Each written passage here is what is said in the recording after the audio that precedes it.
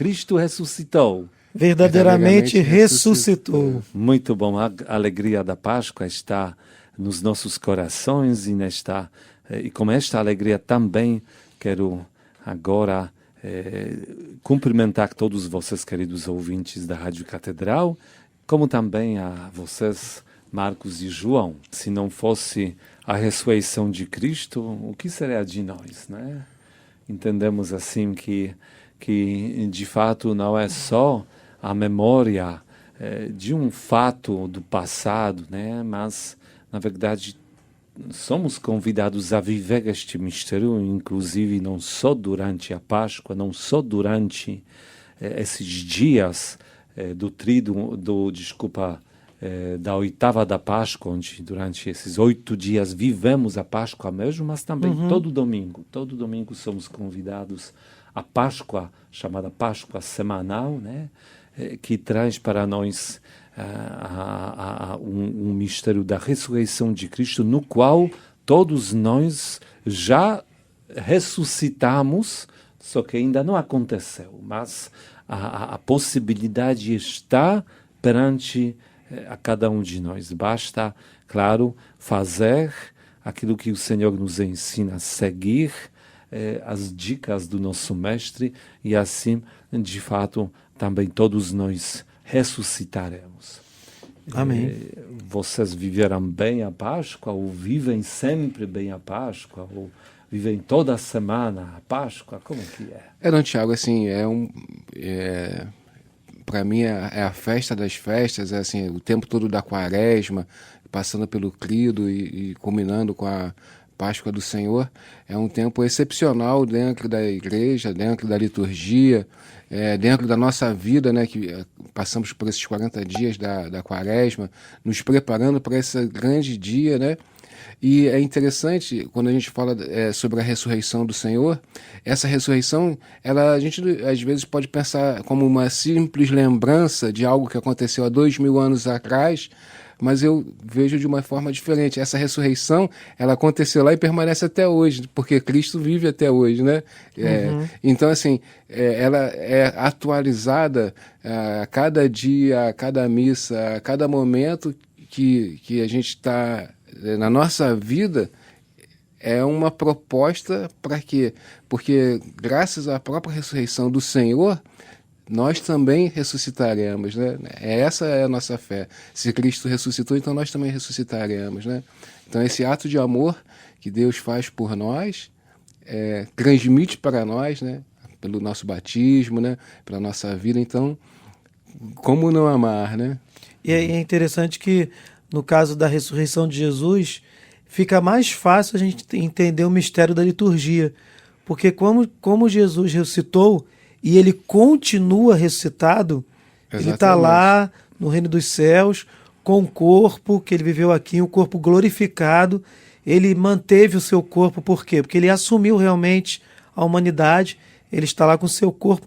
Com as chagas, ele permite, né? Ele está ressuscitado, com todos os dons do corpo ressuscitado, mas está com as feridas lá, mostrando o seu sacrifício, tanto que depois da ressurreição ele mostra para São Tomé, né, as feridas se preservaram por essa questão de mostrar o seu sacrifício que aconteceu na cruz. E é um fato extraordinário que autentica a nossa fé, né? Tanto que Paulo vai dizer que a nossa fé seria vazia se Jesus não tivesse ressuscitado, porque ela é um evento extraordinário que vai mostrar, sim, ó, tudo o que eu disse, tudo que eu ensinei é verdade. Tanto que até acontece, né? Quando Jesus vai fazer as curas físicas, ele não vai ali para fazer as curas físicas. Ele vai ali para mostrar que ele tem o poder de perdoar os pecados, que ele é o Messias, que ele vai nos libertar. Ele só cura fisicamente para mostrar para alguns ali que aquelas realidades espirituais realmente estão acontecendo. Então, acho que a ressurreição também, de uma certa forma, se trata exatamente disso, autenticar tudo que ele nos trouxe, todo o amor, todos os ensinamentos que ele trouxe para nós, todo esse resgate da humanidade através do seu sacrifício na cruz, vencendo a morte, né? Sim.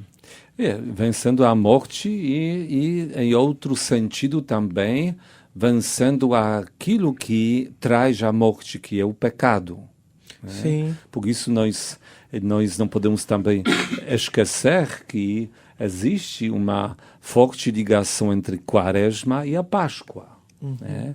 Toda Quaresma ela tem seu sentido na Páscoa, a qual ela nos conduz. Ou seja, aquela saída da terra da escravidão pelas experiências, aqui neste caso de 40 dias, lembrando 40 dias do próprio Jesus no deserto, lembrando 40 anos do povo, né, eleito, né, tudo isso... Do deserto até a terra prometida, né? Todo esse deserto, exatamente nesta caminhada de 40 anos, tudo isso, toda essa quaresma, 40 dias, 40 anos, eles não eram meta em si. Eram exatamente um tempo, um período, uma experiência que dava uma oportunidade a vivermos a liberdade. Nós, os judeus, viveram a liberdade, chegaram à terra prometida, como também próprio Jesus, assim que se preparou para uma vivência especial da missão, né? Por isso entendemos que a vivência da Páscoa ela é marcada pelos frutos que a própria Quaresma para nós já conquistou. A mudança, né? Nós falamos Páscoa, o que significa Páscoa? Passagem.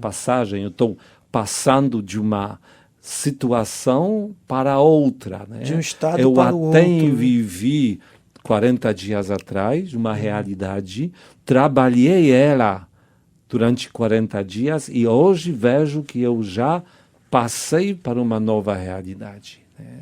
Agora, a escravidão já foi vencida, né? A morte em mim não tem mais espaço. Agora eu vivo a liberdade. Agora eu vivo a vida, né?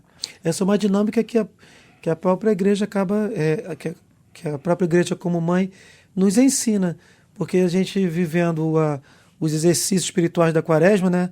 Esmola, caridade, jejum e oração, a gente vai disciplinando o nosso corpo e da escravidão desemboca na Páscoa com a liberdade, né? Vamos dizer, se a gente fizer direito, né, abrir nosso coração realmente, a gente vai sentir a transformação da escravidão do pecado para a liberdade da Páscoa, né? A libertação. Sim, claro. Interessante. Por isso nós não somos convidados para apenas comemorar a ressurreição de Cristo, e sim abraçar o mistério da ressurreição de Cristo para que nós também sejamos transformados. Mas isso não ocorre só no momento da Páscoa. É isso que quero destacar, né? Porque senão seria só a Páscoa. Para que 40 dias de todo esse esforço? Se tudo se resolveria no dia da Páscoa, basta celebrar a Páscoa. Aliás, toda semana estamos celebrando a Páscoa. Então, já se a Páscoa é suficiente, ela em si, para que a Quaresma, né? Mas nós entendemos, né, essa ligação que todos os frutos, né, que nós, ainda em outra abordagem, podemos dizer assim, todos os frutos que recebemos no dia da Páscoa, elas vêm da vivência correta da Quaresma, né? Do nosso esforço realizado durante esse período, né? E essa questão da gente se esforçar, de a gente praticar os exercícios na Quaresma, nos mostram também que se fosse só a Páscoa, como o senhor acabou de falar, a gente não precisava fazer nada. A gente não precisava de nenhum esforço. A Quaresma nos mostra o quê? Faça a sua parte. busque a salvação, né? Que a gente precisa, como nas bodas de Caná, a gente precisa entregar nossa água para que Jesus transforme em vinho. A gente ficar só sentado em berço esplêndido esperando a salvação, ou seja, se a gente não buscar, não fazer a nossa parte, a porta pode estar até aberta da salvação, mas a gente não vai ter a capacidade de chegar até lá, né? Sim. E não podemos esquecer também que vivência da Páscoa, claro, do tempo da Quaresma e depois da própria Páscoa, nos lembra que num outro olhar devemos compreender que a nossa vida neste mundo é como grande caminhada rumo à pátria definitiva. Aqui ainda, neste mundo, vivendo neste mundo, vivemos sob o jugo do pecado, jugo da morte, que é fruto do pecado, e enfrentamos os desafios, sofrimentos que todos vêm da desordem, da falta de Deus naquelas partes da nossa vida onde esse Deus foi retirado, onde Deus foi abandonado. Mas entendemos que em toda essa dessa caminhada na nossa vida, na verdade, o mais importante é não esquecer a meta. Estamos caminhando na direção da vida eterna, da plenitude da vida. Aqui ainda, por mais que vivemos, nós não vivemos a vida plena. Sim. Esta vida plena conquistaremos um dia. Se colaborarmos com a graça de Deus. Então, assim, a Páscoa também abre um pouco mais os nossos horizontes naquilo que é o futuro. Para aqueles que não têm a fé, no futuro eles só conseguem ver a morte como final, como uma coisa que vai exterminar a nossa existência, definitivamente. Sim.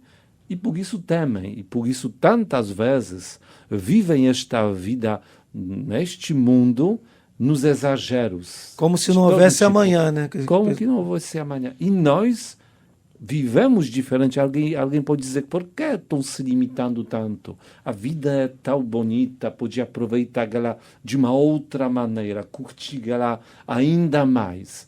Mas nós entendemos, claro, temos que aproveitar dela, temos que curtir ela, mas dentro do limite que é viver corretamente, conforme a vontade de Deus, ou seja, queremos em todas essas experiências ter certeza que Deus está conosco e nós com Ele. Por quê? Porque não vivemos nada que se opõe a Deus, que meio que repele Deus da nossa vida. Com isso, a nossa vida aparentemente limitada, ela na verdade é uma vida daqueles que já aqui experimentam a liberdade, pensando na liberdade plena que acontecerá na vida eterna. O senhor mencionou agora a questão, né, dessa questão do mundo, né, o mundo de um lado e a experiência da ressurreição acaba ficando do outro lado. E eu achei interessante que me lembra essa questão que Paulo diz que vazia seria a nossa fé se Cristo não tivesse ressuscitado, mas não exatamente pelo extraordinário. Jesus venceu a morte. Maravilhoso, graças a Deus, mas também pelo fato de que essa realidade da ressurreição transcende esse mundo. Porque se a gente pensar, vamos, como o João estava comentando antes do programa, né? Já que não tem nada depois, comemos e bebamos, comamos e bebamos, né? Então comamos e bebamos. Exatamente, ou seja, não importa, não interessa. Então o que acontece? A gente perde completamente o sentido. Porque às vezes quando eu vejo uma tragédia acontecendo no mundo, com o nosso vizinho, às vezes uma tragédia, um acontecimento muito triste nas nossas vidas, eu vejo o quanto o ser humano seria pobre, o quanto seríamos patéticas criaturas se nós não tivéssemos a vida eterna, se nós não tivéssemos a certeza de que nós temos um Deus que nos ama e que conquistou essa vida além da vida, além dessa vida mortal que só nos oferece prazeres temporários, finitos, né? Eu acho interessante que quando aquele que crê na ressurreição, ele já não vê esses prazeres, não deve, né, ver esses prazeres como fim último. Porque senão eu acho, né, opinião minha, a gente acaba vivendo pior do que os próprios animais, que seguem o instinto, que seguem os instintos primitivos. Como o Dom Tiago falou, por exemplo, Dom Tiago, você falou sobre a questão da quaresma e a Páscoa, né? A quaresma antecede e prepara para a Páscoa, né?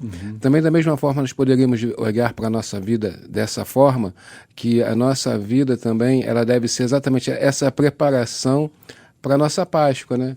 Porque a Páscoa de Jesus, ela exatamente vem nos abrir uma porta para uma nova vida e uma nova vida de liberdade, né? Ela abre as portas da liberdade para a nossa vida eterna. Então, assim, então eu compreendo que, então da mesma forma nós devemos viver essa vida agora nossa, nos preparando para essa Páscoa, né?